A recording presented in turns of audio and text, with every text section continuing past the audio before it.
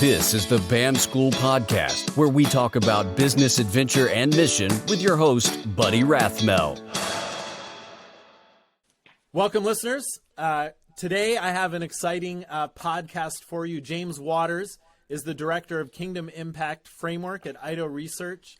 He has worked as an international development consultant and previously completed his PhD on the resilience of slum dwellers in Uganda. 4 years ago, he quit his job to pursue a passion of work and ministry coming together to create a way for kingdom organizations to measure and understand their social and spiritual impact. This has taken him all over the world, serving Christian development organizations and more recently developing a tool for kingdom businesses. He is passionate about community development and kingdom business done well and documenting that impact to give glory to God. James got married last year to his wonderful bride, Isabella, in the middle of the pandemic on a beach in Hawaii. He spent 6 months in Brazil last year supporting his wife's transition of a thriving mission base that she pioneered. They are now setting up home in the UK, unpacking flat-packed furniture, and setting up their house as they're excitedly expecting their first child. James, welcome to the BAM School Podcast. Thank you, buddy. Such an honor to be here. Yeah, great to have you. James and I have just recently connected. I think first connected at the BAM Global Congress a few weeks ago and have been on some of the same calls since then. And then we just had a catch up last week.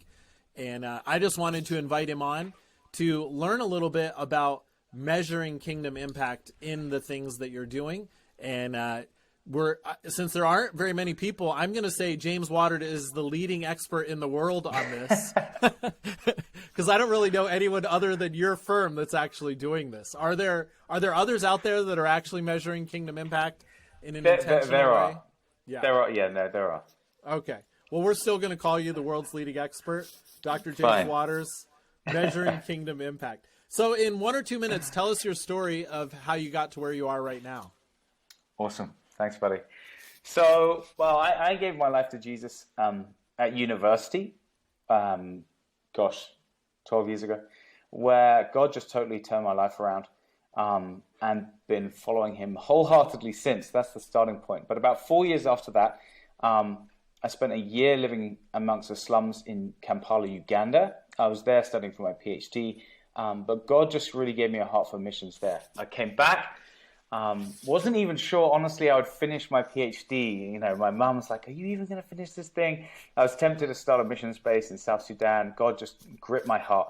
So I spent a long time seeking God after I finished and saying, you know, God, is it research or is it ministry?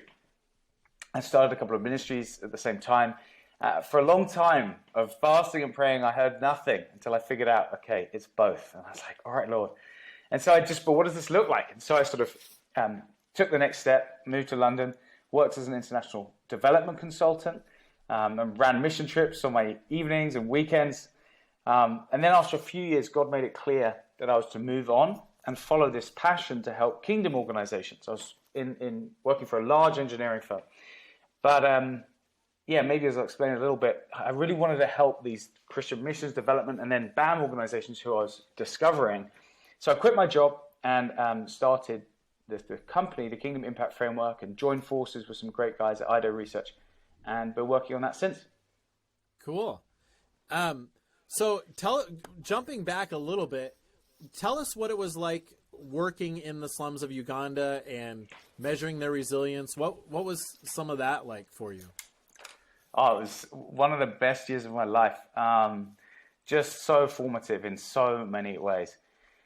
So I honestly didn't know how to I was young in my faith and didn't really know how to integrate faith into what I was doing back then. But my research was about the determinants of resilience in slum dwellers. And I just had the privilege of I lived in a little NGO that was kind of right in the slums. I was the only foreigner that I ever really saw there. And then I would just spend most of my days in 3 specific slums that I was studying. I learned the local language. It just became a formative year, both as God kind of gripped my heart to see the darkest places transformed by the best development practice and by the supernatural presence of God, But also just learning and yeah, and then God just kind of gripping my heart for missions as well, as I started to sort of see him move through what I was doing there. I started a little discipleship group on a Friday night, and I think guys had come into the kingdom, and they probably had, and then the next week they'd be stinking of alcohol again. And it was a messy and wonderful year where I learned a lot with Jesus. That's cool. That's really cool. Yeah, I think anytime you put yourself out there like that, like one of my podcast guests says, when you jump into that kind of arena, you're creating a space for God to show up and fill. You're just jumping in and saying, okay, God, do something here. But we want to talk today about being a little bit more intentional about that. So what first piqued your interest in measuring impact? Yeah. So it was, I was kind of doing it in my day job, right? Because I was then working as a development consultant. And I sometimes joke, you don't get money from the Rockefeller Foundation twice without sending them a hefty report. It's just big development organizations spend 10% of their budget on monitoring and evaluation. You don't get the money again unless you show them this was the impact. And so it was this combination of like frustration and inspiration. And I think frustration can either lead to bitterness, or submitted to God can be a holy source of motivation.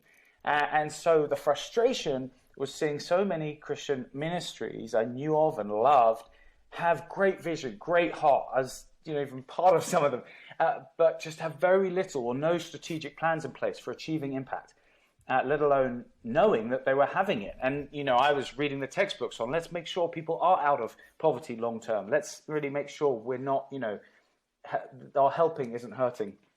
And then the inspiration came from actually seeing the world doing it. And so I was in more of the nonprofit space, but I was watching social impact investing take off. I was seeing metrics like the IRIS metrics be developed. Really a whole movement, in my opinion, in part get catalyzed by showing investors this is the impact. And so you had kind of a common language forming. The sustainable development goals were becoming more normal for people to understand what they are.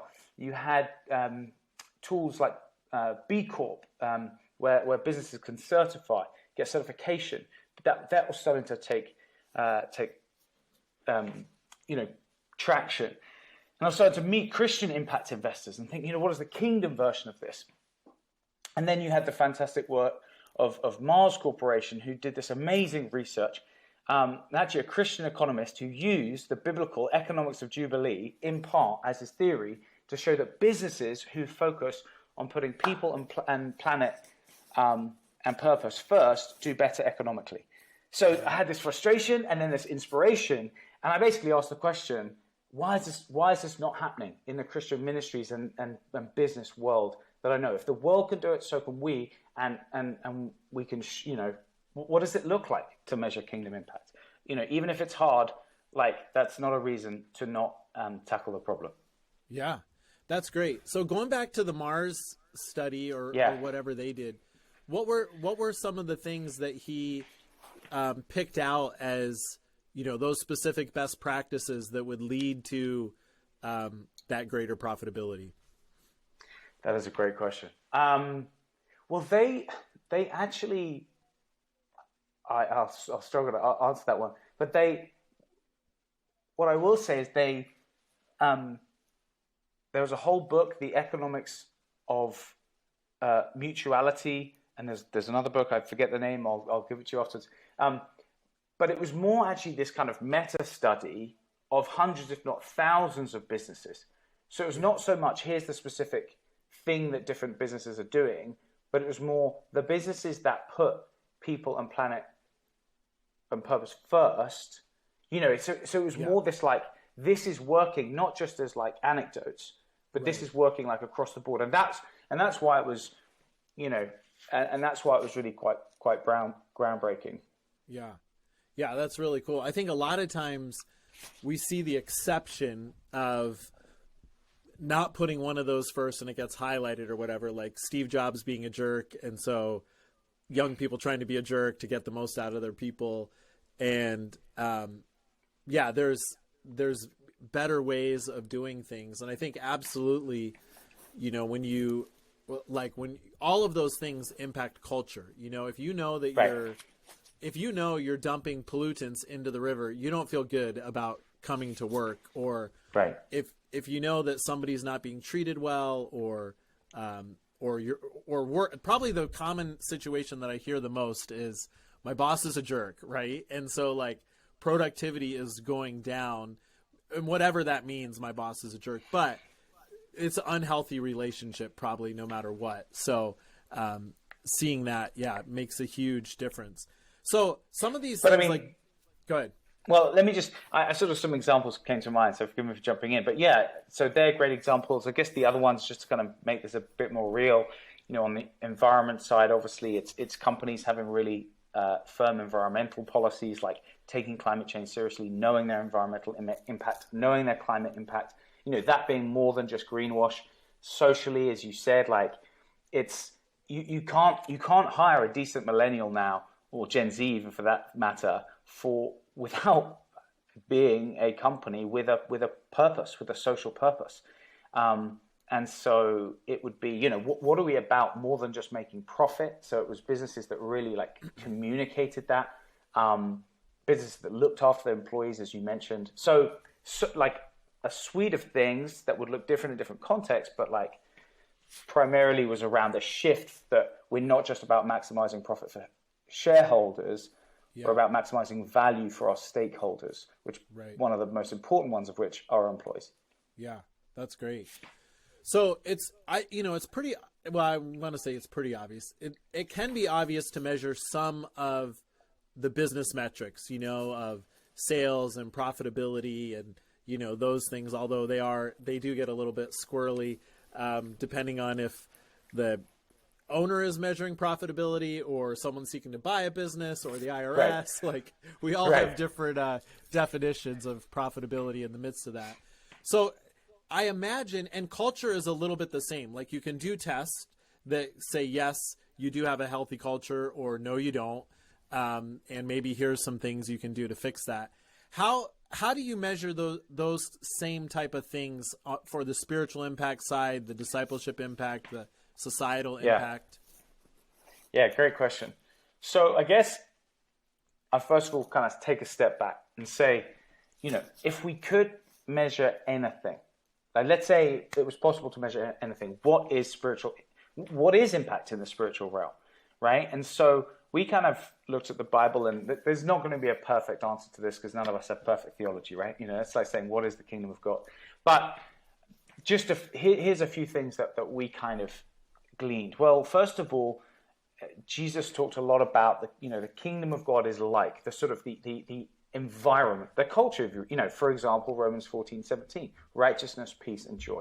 He also talked a lot about all the Bible, all through the Old Testament, talks about how we treat each other, that we have a duty of care for those around us, to love one another, to make disciples, even in the workplace, and to protect the poor, and then ensuring our interactions are righteous. And then, of course, that what a spiritual impact looks like. It looks like individuals thriving, shalom, John 10:10, life to the fullness, and ultimately people getting close to Christ. So how do we measure that? As you said, we took a kingdom lens on culture and said, look, if businesses can measure culture, we just need to, take a kingdom lens to that. And so people's experience of not just kind of some lofty kingdom vision, but these values that might not be obviously out of the Bible, but are your kingdom values, and in terms of the way people are being treated, are people experiencing those? And then in terms of the kind of personal impact, I'd say this, in the same way as we didn't used to think that you could measure more than just someone's income to measure their poverty, so we've got better at measuring people's holistic well-being, including their spiritual well-being. And so we have to think about that really carefully in different contexts. Make sure you don't ask someone that doesn't want to be asked about their faith, all those sort of things. But ultimately, it's about asking the right question to see, hey, are these people experiencing a culture of the kingdom and their hearts being awakened to the values of the kingdom, and even feeling like they're getting closer to God. Yeah, cool. So this Does might that be make a little, sense? yeah, that makes perfect sense. But maybe to make it even a little bit more clear, and this might be too Yeah. granular for the podcast, but No, what let's would go. be an example question that you might ask to elicit valuable feedback? Sure. So we have kind of, the way that we've made this tangible is we've sort of developed 10 building blocks of what we can call a kingdom company. So one of those would be rest and rhythms. We would just ask people overall, right now, how rested do you feel? And ask questions about their healthy lifestyle. But it would also be questions around their calling and creativity. Do you find God-given purpose at work? It would be around. Gosh, I'm digging deep here. What else? Rest and rhythms, calling and creativity. Caring for people. Purpose, vision and values. Do you experience the vision and values? Do you see how your role is connected to the vision of this company? Are you motivated by the vision of this company? Then in terms of caring for people, do you feel supported? Do you feel celebrated here? Even then, if appropriate, sharing the hope. So now I'm back in the flow. I lost it for a second. But, sharing the hope, like, do you feel encouraged spiritually working here? Is this a place where those, where you feel free to have those conversations? I could go on. Do you feel threatened by leadership? Do you feel served by leadership? And what's fascinating is just on some of the companies we've looked at already, and obviously we don't share this beyond them, but for example, one just recently, I think the leadership would have known this. They are thriving. They are crushing it in terms of what they're doing as an amazing startup. Social impact, tens of thousands of people. But they probably would have said this. All of their employees are like, our leaders do not model a healthy work-life balance. I do not see them, going to church outside of work. I don't see them. And maybe that was too far, but I'm giving you an extreme example. And so then what happens is they don't see that culture modeled.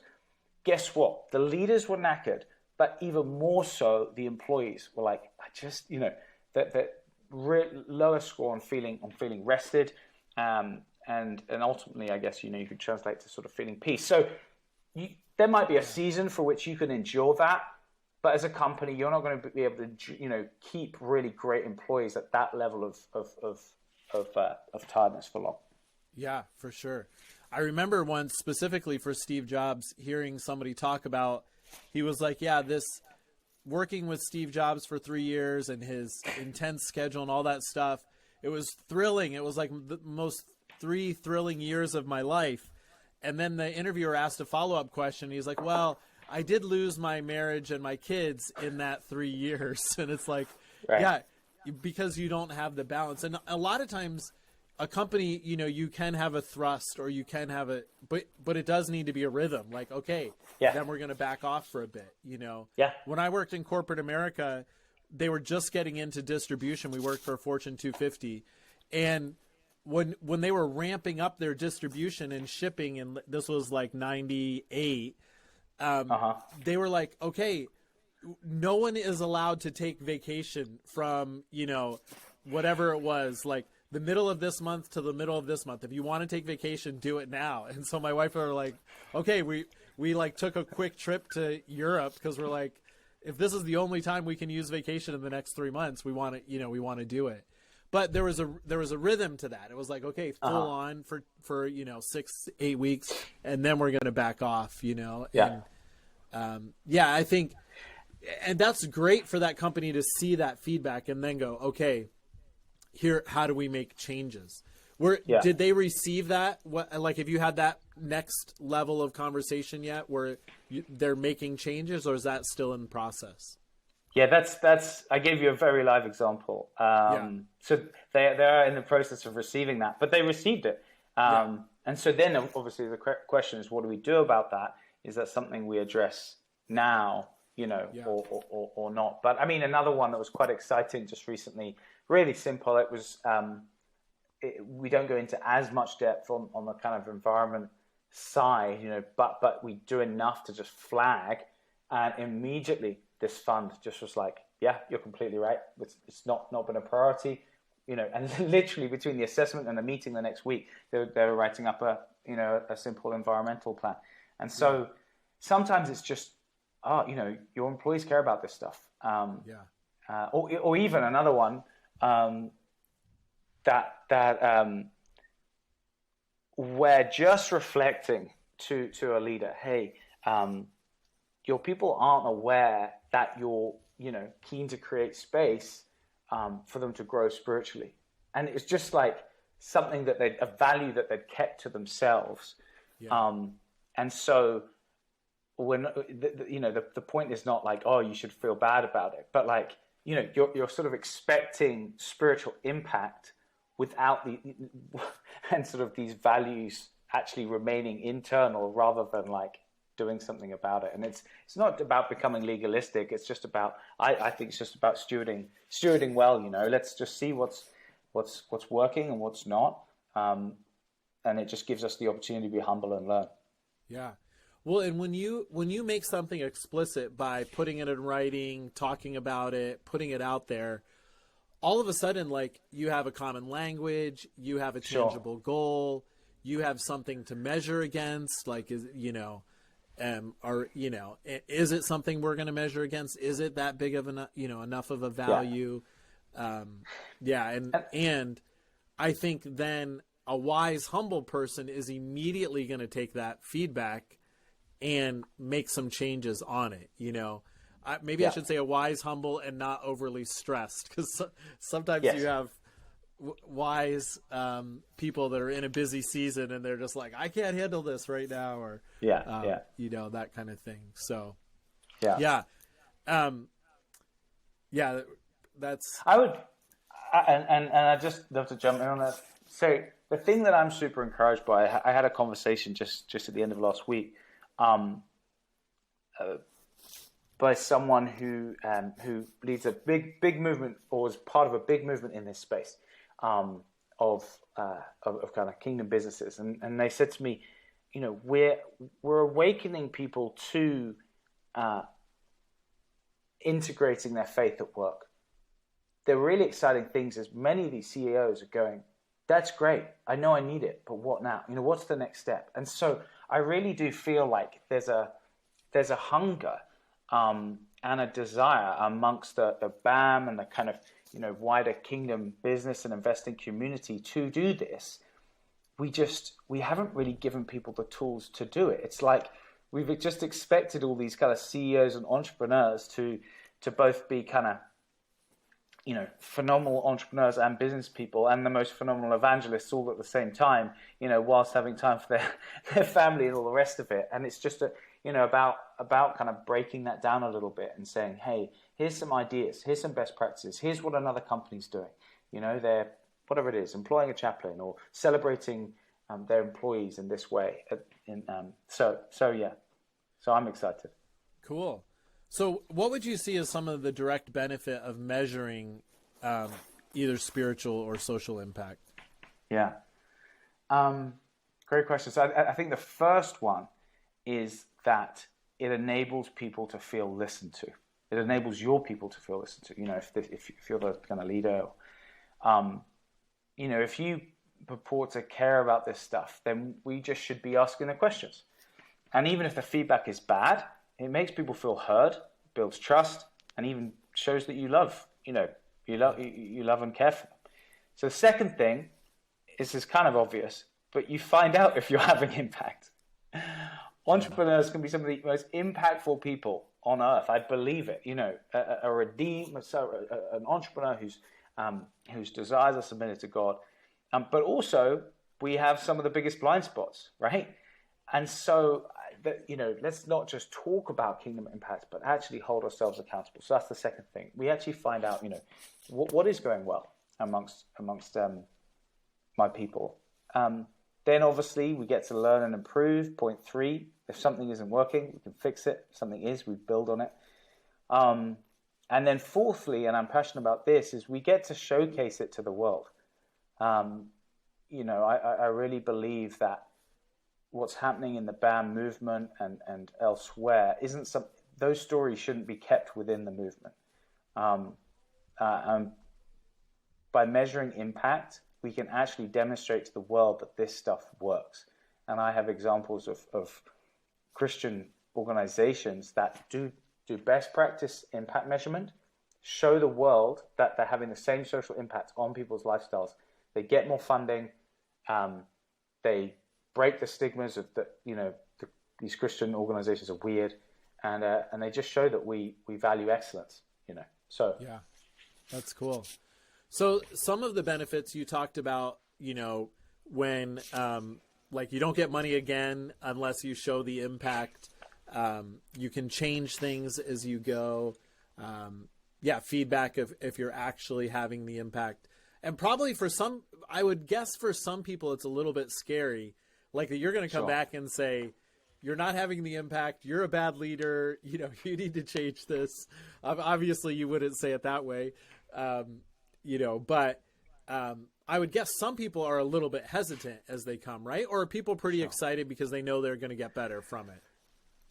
I think, I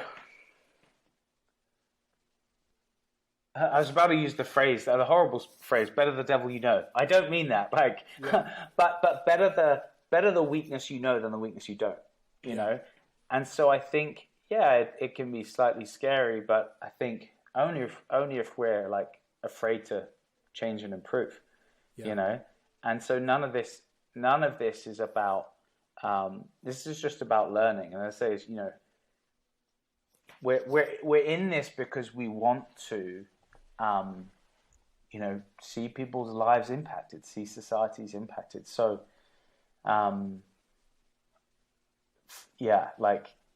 as I said, we can build on our strengths. We can, knowing what's not working. I would rather know now than in 10 years' time. Yeah, for sure, absolutely, because it lets you course correct easier, and.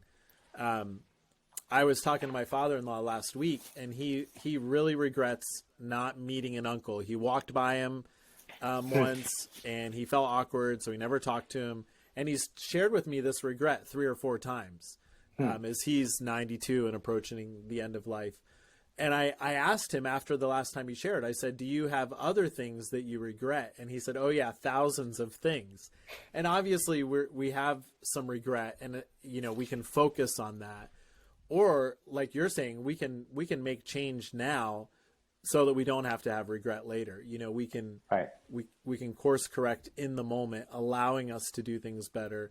And then, we're better off.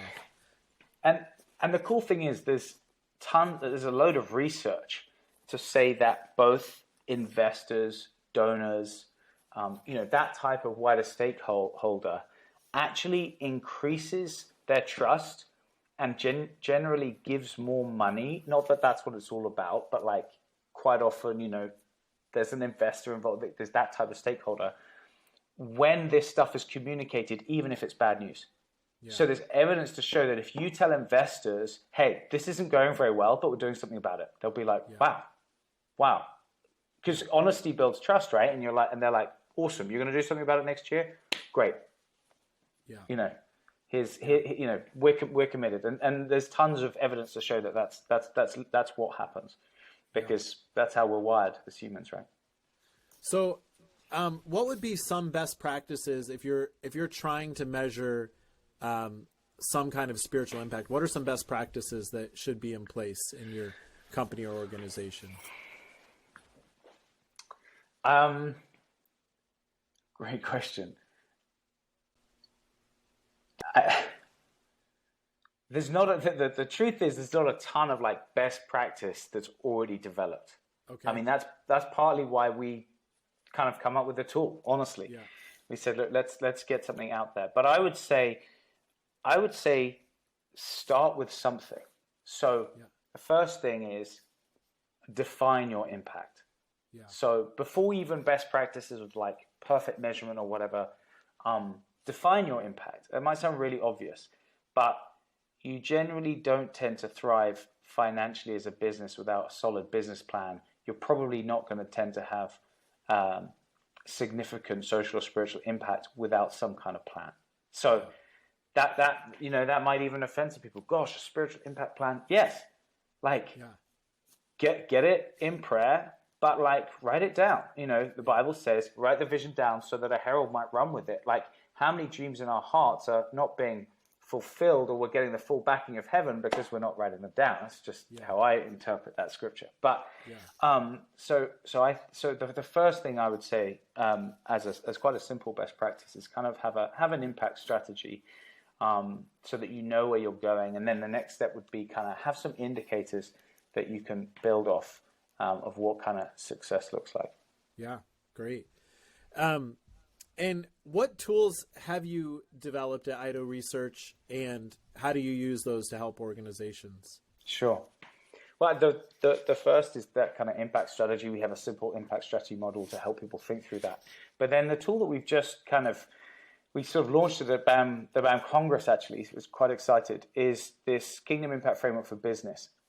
And so it measures these 10 building blocks of a company in terms of both culture and then well-being, asking both the employees and the leaders. We listen to people. Said, look, CEOs are busy, so people are busy, so it only takes about 9 minutes for an employee, slightly longer for a leader, and so it gives a holistic view of the internal kingdom health of the organization. We've made it really quite easy to set up. So that's the main thing that we're excited to have launched, this KIF for Business tool. Cool. Yeah, that sounds great. And if our listeners want to contact you, what's the best way for them to get in touch with you, to learn more about your tools or your research, or how they can have a greater impact in their business or organization? Yeah, great. Well, if you go actually just on Eido, so EIDO research.com, /KIF KIF-B. That's the website of the tool. And then right down there, you can actually book a consultation, book a free consultation with me. Love to hear from people. I just love hearing about what people are trying to do with their business. Love to help solve those problems. Or even, if people want to find out more about actually using the tool as well. Yeah, great. So, I'm going to ask you one last question, but before I do, anything else that you would just say to people wanting to have an impact? Is there anything that you didn't get to say that you would like to say to people, or do you kind of so much? I mean, the time's flown by. I feel like we're just getting started. I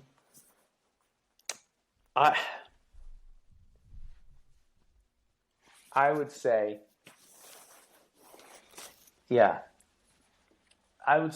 don't be afraid of this. Because any information is just a tool to have greater kingdom impact. Data is not evil. And that the Lord expects us to steward. Parable of the talents. And that's not a heavy thing, but we will be asked to, there will be a weighing of what we've done with our talents. Yeah. And I believe that's as much in the spirit realm as it is the financial. And so, let's enter this joyfully, and kind of with an expectation that as we steward well, we will actually see even more fruit. Yeah. And I guess the last thing I would say is something I get this quite a lot, is surely that's just evil. You can't count what God's doing. And I would say this: yes, it is the Lord, it is the Holy Spirit that brings any true spiritual fruit, but we wouldn't know that 5,000 got fed. We wouldn't know that 4,000 got fed in a different context. We wouldn't know that 3,000 got saved had someone not counted them and someone not documented them. So I think there was probably it seemed like there was a season maybe where numbers were elevated too much, and we just talked about the numbers, right, and we made that the impact, and we know that that's not true. No. But don't throw the baby out with the bathwater. We do need to know the kind of impact that we're actually having. And increasingly, stakeholders want to know how is my dollar making a difference, whether it's an investment or a donation. And I was talking to a guy last week, and he was saying investors now are often willing to take a lower actually lower financial investment if they know they're going to have a greater kingdom impact with their investment. That it's not just all about, oh, I want to get the most I can out of this. It's like, yeah, I want to get the most out of I can globally, not just financially, Yeah. So I'm 100% hearing that happen. And just to pick up it's all about, stories and numbers. Actually, at the Congress, I shared this example. I discovered this recently. So the two stories of the feeding of the 4,000 and the feeding of the 5,000, fascinating. Because it wasn't just the numbers that were documented. The numbers were documented, but as were the context. One was Jew, one was more of a Gentile context. As were the size of the baskets. One was small baskets, one were ginormous baskets of things left over. As were the inputs, i.e., what was given into the kind of this miraculous story. In one case, it was, I can't remember, 4 fish and 10 loaves. In another case, it was, so all of this, all of that story is richly documented, but as were the phenomenal, miraculous outcomes, i.e. 4,000 or 5,000 people fed. Both were different, but you've got the context. And so similarly, I'd be like, tell your investors, this is our company, this is our context, it's this hard. All of that richness, but also don't be afraid to tell them. And this is the impact we're expecting, and maybe you won't see this level of financial return because we are expected to see this sort of type of impact. So for me, it's both and. It's both and in the Bible. And yeah, let's not throw the baby out with the bathwater. I completely agree. And the reality is, when you do business well and you're taking care of culture and you're taking care of people, yeah, there are times when it does cause a financial impact or you make something different. But usually it comes back to you, and maybe even in a way that you don't expect.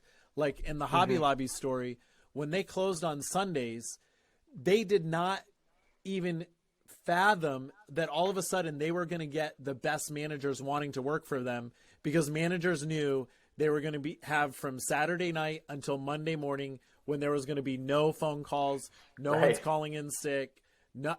They knew they had 36 hours off at the very least, Right. And all of a sudden they started getting really good managers, and they thought they were going to be making a sacrifice, and it turned into something that actually helped their business to grow.